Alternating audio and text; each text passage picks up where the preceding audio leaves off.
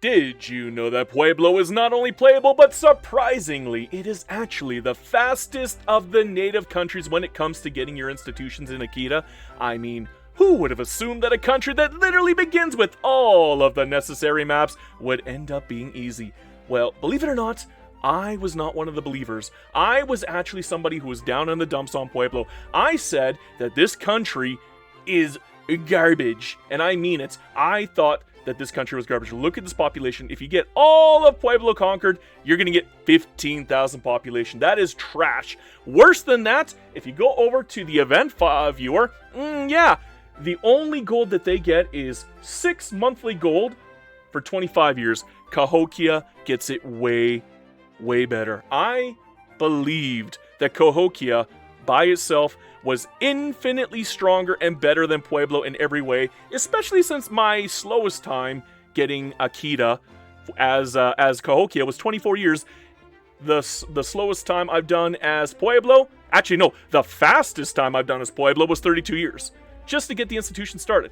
Why 32 years? Well, my friends, you have to conquer Tepana as Aku, or you could start as Tepana, that would work too. You could probably bring it down to 30 years if you did that, but you still had to colonize Akimel and Hyased to even see the shoreline. And unfortunately, with the lack of population and the fact that every population here is literally splintered up into different peoples, none of these peoples are the same. Every one of these peoples is different. We got Karis here, right? We got Karis here. Let me check here. We got Tanoan up here. You're not going to have enough people to actually colonize using basic colonization. I mean, you could beeline for the tech and try it yourself. You will never get any population from colonizing. You will never, ever. It's not going to happen. So what I suggest people do instead as this lovely country of Pueblo is to go for something called subject nations. Okay, you want to know why? Number one, unlike Cahokia, you don't care about stability. You don't care about your tribal cohesion. You don't care about money, to be perfectly honest, as this country. You kind of are relying on the free 6 monthly gold that you get. Effectively, 10 to 15 years after the start, you're going to need 3 integrated cores, which means you'll have to conquer 2 of your neighbors as any one of these guys, and then integrate them. And by doing that, you will then be given the free money. That's the only way you're going to be getting that. But once you get that free money, you can use that to make a market village up here in Akita. But again, it's slow, right? Well, what if I told you I found a way that is so basic that I kicked myself every time I think about it because of how ridiculously easy it is? Okay, I took a look down here and I saw, oh, hey, Mexico. Can I beat them in a straight up fight? No, they're 3 times my numbers. I got 47. They got 128 on the smallest guy here. The other guy here's got 303. I can't beat that. No way. So I'd rather just settle my way down. Bad idea. In fact, what I would suggest you do instead of that is probably use these guys for stabilizing and probably get settled tribesmen down. You are going to need the extra population no matter what you think. You're going to need the tribesmen. You're just going to. And when you're done with that, strengthening the government, you might as well. You get a few more levies. As many levies as you need. You actually are going to need levies here. Okay? Yes, 47 is not a lot. But what if I told you I could actually beat these Mexico guys? It's not hard. Here, I'll even prove it to you. I'm going to unpause right now without doing any other setup here. I mean, the setup doesn't really matter for Pueblo, unlike Cahokia. So I'm just going to do basic setup, basic stuff, basic work, and I'm going to right click on these guys here, and I'm going to no CB them right away. I'm just going to no CB them, and we're not going to waste any time. We're going to go after them. But here's the thing. I'm going to teach you guys something very, very important here. You could... actually, no, let's raise these guys up real quick. Now that we got these guys raised up, I'm going to show you. I'm going to get my best guy in here. Yeah, you could go all the way down here and follow the baseline. Well, I hate to break it to you guys. The fastest path is going to be the one that the AI takes. What if I told you you can beat them without ever fighting them?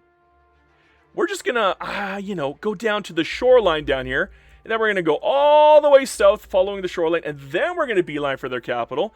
And we're never going to meet them once.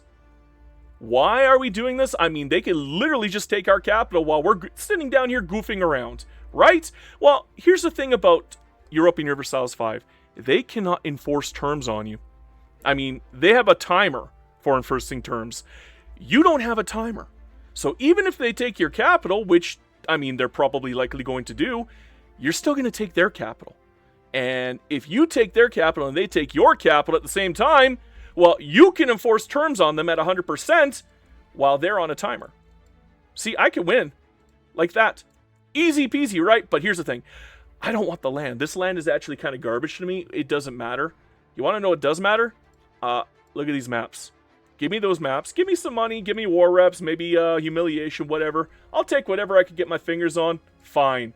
I can't take the land, unfortunately. If you take the land, you don't get all this other goodies here. But those maps are huge. You want to know why they're huge? We're going to send that demand in. Boom.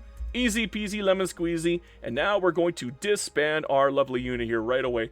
We're actually going to have to probably take a little bit of land here first. Either Tepana, which is usually the easiest one to take, or Shish Kebabi over here. We don't particularly care. Or, hear me out.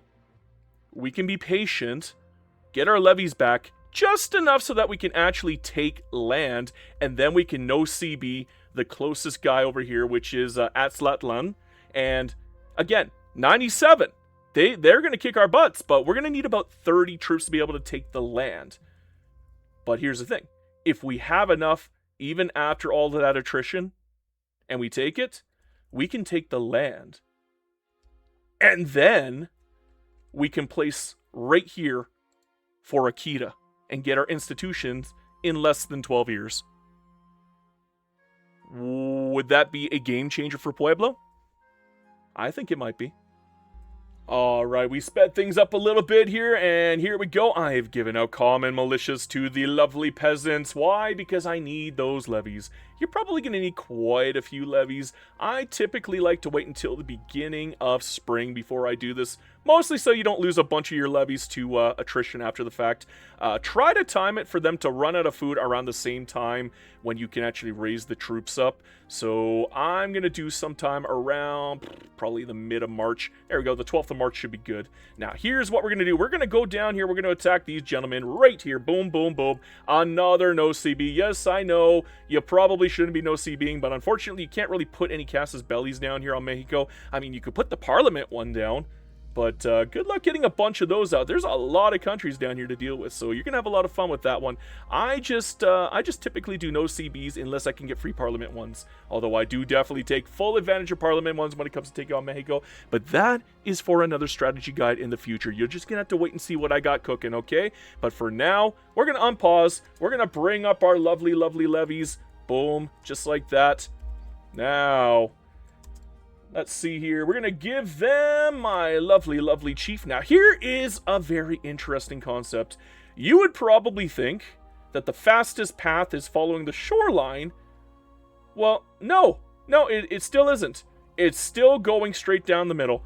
So once again, like we did before, we are going to follow the shoreline to avoid meeting with their troops. Yes, you're going to lose a couple more people to attrition. That's actually why I suggested that you make sure that you time your attrition with the month. You lose less troops that way, okay? You just do. So generally raising at around mid-time of the month is kind of the best time to raise your troops up. Yeah, we are taking a little attrition. Yes, it is very painful. We don't have a whole heck of a lot of people to work with here, do we? But thankfully, it is enough to take the capital. And look at that. We got the capital. We now have the province. Boom. Take a look, guys. We have shoreline in 1338 as Pueblo. Go to your stabilizing guy. Go down, scroll down to settle the frontier, and we're going to put it on our best province, the best one possible, Kiglok. And believe me, I did a lot of testing to figure this one out. Kiglok is by far the best one. And then we're going to put our lovely, lovely expansion into Cavagnot. And here's the reason why I think this is the best one. You get ivory, and you get gold. Other ones, you can get gold, or you can get ivory, but you can't get both. Or you can get a lot of ivory, actually. But again, ivory and gold. That is huge. You can even get coal if you really feel it, but I like my free gold. And don't worry, it's part of Akita. Look at that. This right here is part of Akita. This works the same as Sasignan does. The only difference is Sausignon is a little closer, so if you want to do exploration, maybe you should go back for Sausignon, although you can literally come back and, do Sausignon later when you don't really need the best state, but again, that's entirely up to the player. That's up to you guys. But there you go. There you go. We, in 2 years, have started our Akita market.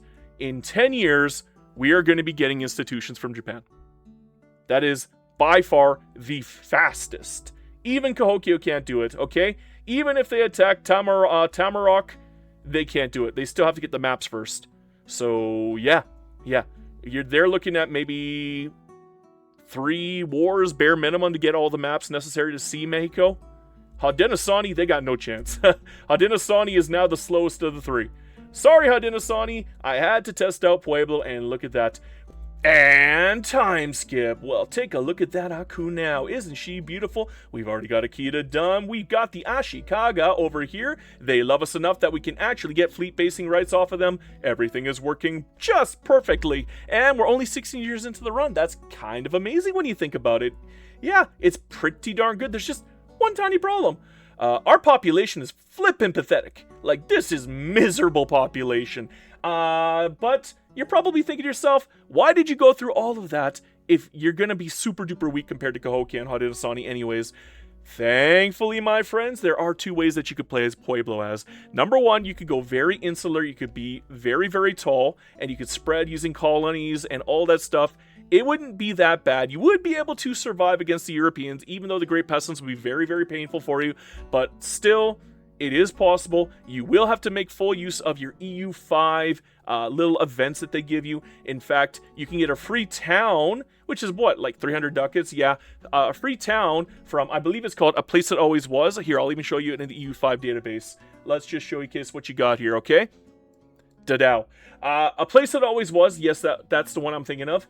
All you gotta do is own Aku as a Pueblo nation. Doesn't matter which Pueblo nation you start as. You could start off as Yalo, conquer Aku, and eventually over the course of 3 to 10 years, depending on how lucky you are, you will get a free town in Aku. At the same time, if you're very, very smart, here, I'll show you the map once more here. If you got 3 lovely, lovely provinces and they are all cored and integrated. They have to be core and integrated.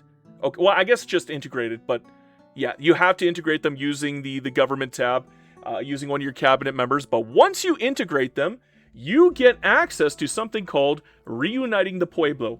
And this lovely event requires 3 cores. You see that count of 3 cores, integrated or core. I guess I was, either or is what I actually meant. By doing that, you get 6 monthly ducats for 25 years.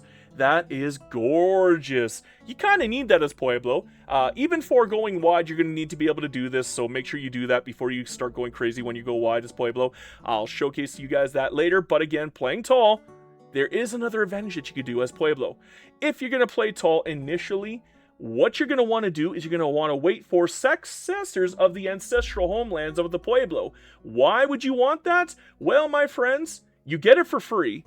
Doesn't really matter what you do, as long as you got the I believe, a time for peace done, or any one of those options done, you're going to be able to get this no matter what. And what's going to happen is, it's going to ask you to move your capital. Maybe this is the wrong one. Yeah, seat of our ancestors. Oh, a resettlement. That's the one I'm thinking of. Yeah, resettlement of the Pueblo. That's the one I'm thinking of. You literally can move your capital from wherever it is in Pueblo to, I believe the state is called, there it is, Tsebitai. Okay, this one right here looks like absolute garbage, and it is, but this is not the reason why I suggested you go for this if you're going to play tall, or wide even. Why? Well, what happens is, not only does it move your capital, but it gives you 0.01 monthly development for 10 years. That is 6 development over the course of 10 years. That is absolutely huge for Pueblo. That is the only way you're going to be able to get your demand up at a very sizable rate. Trade is not going to be able to cover for you otherwise. You need this event just for development. to be able to get your scriptorium cycle started, okay? This is huge, huge, huge, huge. So make sure you do that. But if you don't want to play tall, say you're like me and you like doing cheese, well, my friends, take a look at the cheese I've been doing down here. Yeah. We got lovely little Aku over here. We're building up for Tamtok. We're building up for Zalo. Why are we building up for Zalo and Tamtok? Well, I went through the parliamentary system and I fabricated on a couple countries. I went for Zalotepec and I went for Tamtok. And it looks like I also got Zalo over here as well.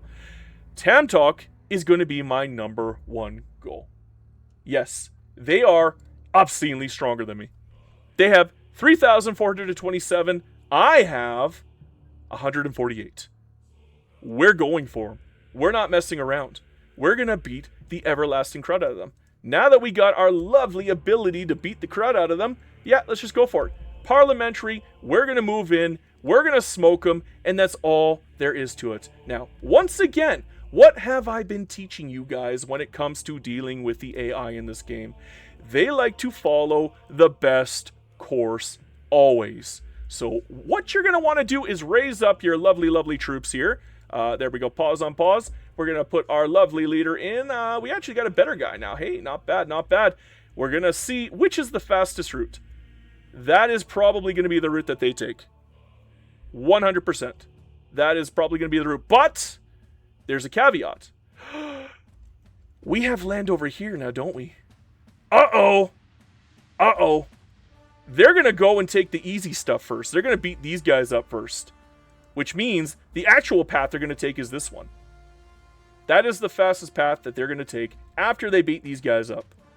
So we're actually going to go the optimal route for the first time ever. I'm literally going against what I said before. Yeah, we're going the optimal route here. We're going to unpause here. We're going to move our troops in. We're going to move as fast as we can. Hopefully these guys don't draw them aside. If they do, there's a chance we're going to get caught. But again, that's the risk you take, people. That's just the risk you take. But doesn't look like they're getting caught. It looks like they're going to go for this land over here in the west. Easy peasy lemon squeezy. And the thing about Tamtok is they only have one state capital. So watch what happens once we take the state capital here. Yeah, very, very quick. Very, very easy. Nobody's beating us up here. Oh, by the way, guys. Yeah, you could probably move in over here and try to get it done quicker. Probably a good idea. Get it done as quickly as possible. Get that 100% done, my friends, before they show up. It is going to take them time to come back, and they will be coming back. So you better be quick, quick, quick, quick, quick. There we go. We got everything 100%. Easy peasy lemon squeezy. We're going to take the whole province. Boom. Just like that. Now, you remember at the beginning of the guide, I told you guys to do something very, very specific? Yeah, very specific. I told you guys to beeline for subjects. Subject nations. Why would we beeline for subject nations, my friends? Well, here is the thing, my friends.